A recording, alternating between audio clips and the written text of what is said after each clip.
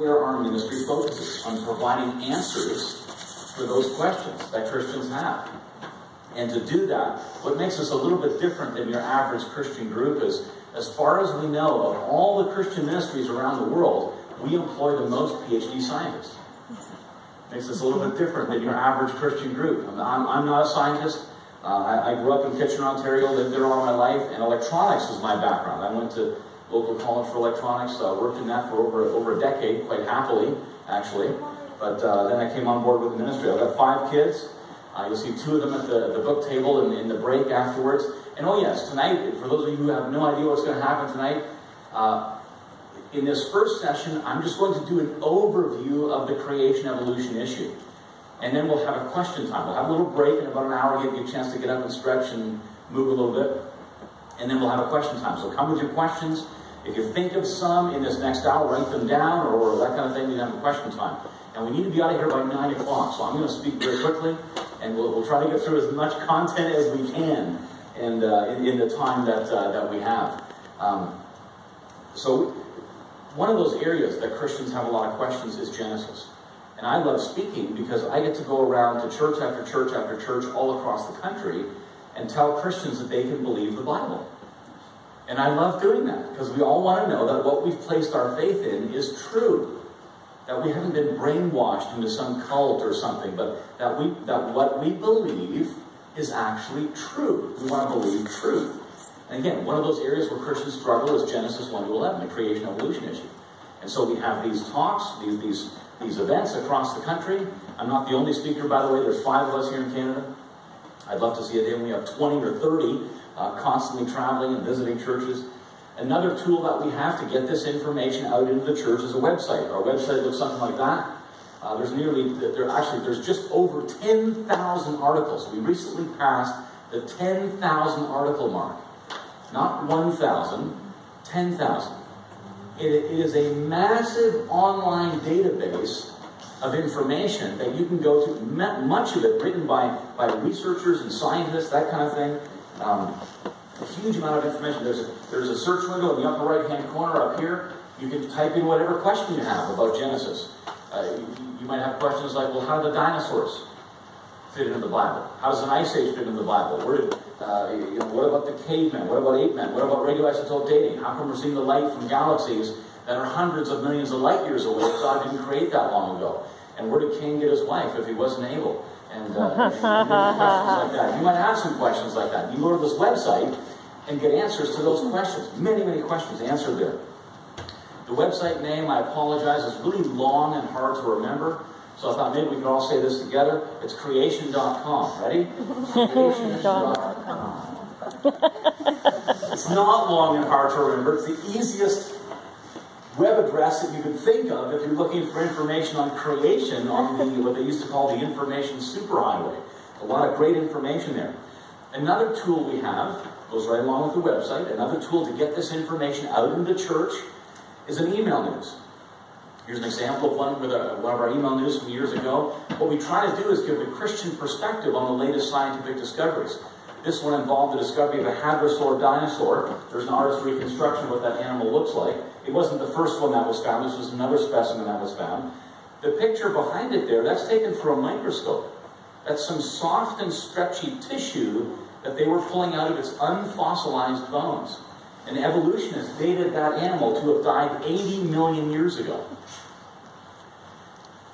We thought that was interesting. Maybe you think that's interesting too. I don't know. But how could it still have soft tissue in the bones that are 80 million years old? Yeah. Doesn't make any sense, right? See, we give you the Christian perspective on the latest scientific discoveries. And this is a simple little thing that you can sign up for. You can have this start to come into your home about once every 2 weeks or so. And then you can forward it to your kids or grandkids or your friends at work or at school that don't believe the Bible and get them thinking about it. And if you want to sign up for that, it's real simple. I've got some sign-up sheets that look like this, and if we could start those around at this point, that would be great. You know what to do. You put your name and email address on there, and I'll make sure you get on that list. It's a simple little free tool that we've developed that can start getting this information into your home. Now, I'm not going to pause for that. The sheets are going to come here. You can circulate those among yourselves, and we'll get on with our topic here. We'll start with this. It's a great time to be a Christian. Yes? No? Maybe? hesitation sometimes. So some people think, it's a great time to be a Christian. Are you nuts? It's a terrible time to be a Christian. And we often focus on, laws are changing in regard to what we call biblical values and that kind of thing, and there's increasing persecution. It's not physical persecution yet, but it's coming, don't worry. But nevertheless, I'm going to stick with this. It is a great time to be a Christian. One of the reasons, it's always been a great time to be a Christian, but it's a particularly great time to be a Christian today because there's a massive amount of support for our faith. We have support for what the Bible says today that our parents and grandparents never had. That's why I'm saying it's a great time to be a Christian. And I'll share some of that with you tonight. So we're going to talk about the creation and evolution issue. That is often seen as a debate between science and religion, isn't it? You're probably aware of that. Evolution, they talk about science, and it's all about science, and they've got scientists and that kind of thing. And creation, if that's ever discussed, well, that's just what people who go to church believe. It's about warm, fuzzy feelings, and you learn that in Sunday school, and it's not scientific. So then the creation-evolution debate is science versus religion. That's a popular idea. I don't believe that's true, but let me explain why that isn't true. Let's start by defining our terms. What do we mean by science? What do we mean by religion or faith? If we were to try to come up with a definition of science here tonight and have small groups or whatever, there isn't one single definition of science that everybody would agree on. Some people say science is what scientists do. What are you doing? I'm doing science. There's one definition of science. But everybody would agree that science has to do with things like making observations and repeatability. You make observations out in the field. You observe the living world or the physical world or things in microscopes or telescopes or other apparatuses that people have invented. And you make observations. And you can repeat those observations. You can see the same thing happening over and over again. You go into a lab, do an experiment, get the same result over and over again. Science involves those kinds of things, whereas faith is beliefs about things that cannot be observed. So there is a significant difference between science and faith. The Bible says we're going to have faith that God exists. We don't observe God directly. We have faith that God exists. We don't see God directly. But yes, science and faith are different, but is it fair to say that the creation-evolution issue is a battle between science and faith? Well, if we wanted a definition of faith, where might we go for a definition of faith? The Bible, right? We're specifically in the Bible. Hebrews 11, exactly. Now, faith is the substance of things hoped for, the evidence of things there is not seen. Well, things that we don't see. And that's a good biblical definition of faith. There's other kinds of faith, but there's a good biblical definition of faith. So with those basic kind of working definitions of science and faith, let's compare then the creation and evolution issue. Start with creation. Has anyone alive today observed God creating? No, it's not observed. Is it repeatable? Do we see God repeatedly creating the universe over and over again? No, obviously not. Is it a belief about the past? Yes. Yeah. It's a belief about the past. It comes from the Bible, right? We believe the Bible. It says things about the past. So creation then properly fits the definition of a religion. It's not observable. It's not repeatable. It's a belief about things that we haven't seen. So if people come up to you at work or at school and they know you're a Christian and they say, well, you just believe creation by faith. That's just a religious idea. You could say, yes. It is. There's no argument there. Now let's look at evolution. Has anyone alive today observed, for example, ape-like creatures evolving into people over millions of years? No. No. Could you repeat such a process in a lab over millions of years? No. Is it a belief about the past? Yes. Yes. It's a belief about the past. So evolution also fits the definition of a religion. It's not science versus faith. What the whole issue is all about is actually one belief about the past versus a different belief about the past. That's what it's all about. I'm going to assume that most of us here this evening are Christians, we have a belief about the past. It comes from the Bible, right?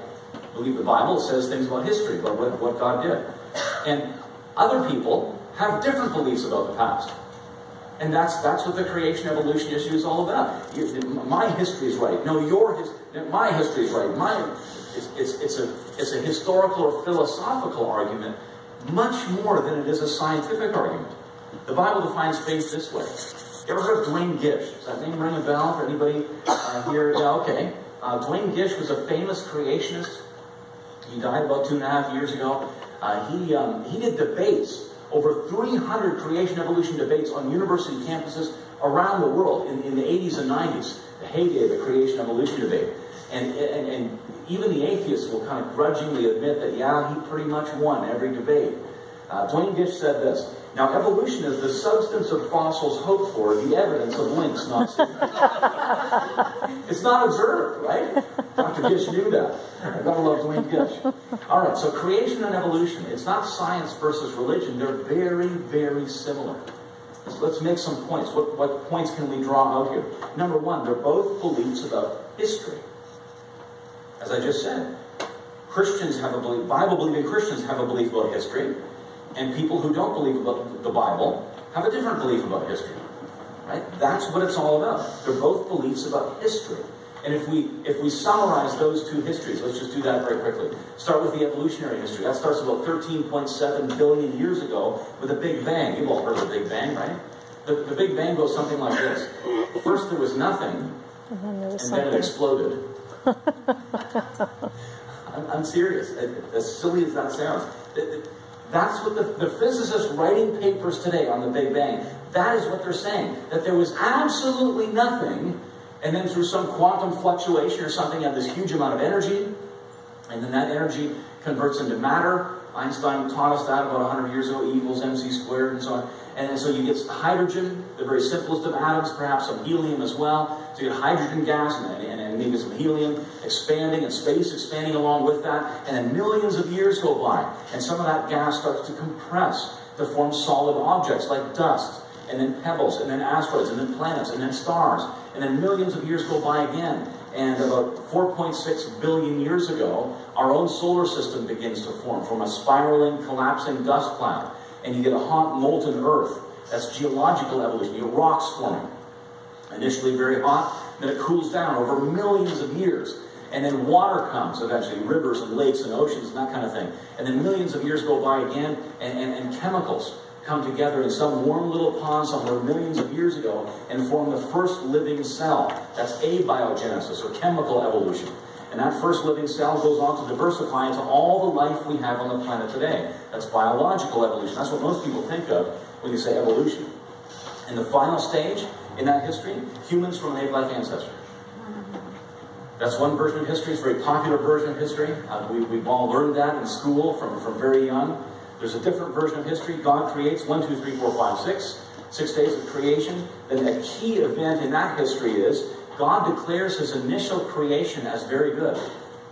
The creation was initially very good and reflected the attributes of its creator. Now, if we line these things up in a timeline, it goes like that. Now, of course, the world isn't very good today. Something's wrong. What happened? This happened. Adam sinned, and that created Apple computers. Yeah. No, Adam sinned. You've got to be careful, there's any Mac guys in the audience. But Adam sinned, and that brought death and suffering, a curse on creation. And that's how we can explain as believers why there's both good and evil in the world. And we don't blame God for evil, we blame sin. When bad things happen, we don't say, God, why did you let this happen? God made a world that was very good, where evil people didn't do evil things. And sin messed it up. Our sin, perpetually Adam's sin, right from the beginning, messed that up. Key event in the history of the universe. And then history moves on. We have a global flood. Genesis 12, you get to Abraham, a key figure in the history of the universe. And then a lot of history goes by, and eventually you get to the central events of the history of the universe. That's the life, death, and resurrection of Christ. And so there's another history. And if we wanted to put dates on this history, sort of like we've done with the Big Bang history just moments ago, just very simply, ballpark figures, nothing too accurate here. Ask any archaeologist, anyone who studies ancient history, when Abraham was born. And they'll tell you Abraham was born around 2000 BC. Again, ballpark figures, somewhere in that neck of the woods. No one today suggests that Abraham was born 8,000 or 20,000 BC. Everybody knows, whether they're believers or not, everybody knows Abraham was born around 2000 BC. Well, in Genesis 5 and Genesis 11, we have genealogies, chronogenealogies. They have the chronology, the time between each of the individuals listed there. We have the exact year from the birth of Adam, to the creation of Adam, rather, to the birth of Abraham. 2009 years. So if you want to get a ballpark figure going back to creation, add on 2009 years, you get to around 4000 BC. About 6,000 years ago. It's pretty different than the millions of years, isn't it? I remember the first time I heard that, and I thought, that's crazy. It doesn't make any sense. And yet, it does make a lot of sense. There have been scientists in the past that have undertaken to do a study of how old is this universe. Famous scientists like Johann Kepler. That name should ring a bell, hopefully for most of you. He was the discoverer of the planetary laws of motion. He did a chronology to try to figure out when God created, when this universe began. He came up with a creation date of 3992 BC. That's really close to 4000 BC. Isaac Newton is still hailed today as the greatest scientist who ever lived. He argued very, very strongly for the universe beginning about 4000 BC. Amazing. So people say, well, that's unscientific. And sometimes I just respond, well, I'm with Newton. I've got the greatest scientist who ever lived. I got Newton. Who you got? But it's a silly game anyway. It's all about what the Bible says. But here's another one, just quickly, that kind of points to 6,000 years. The Jewish calendar.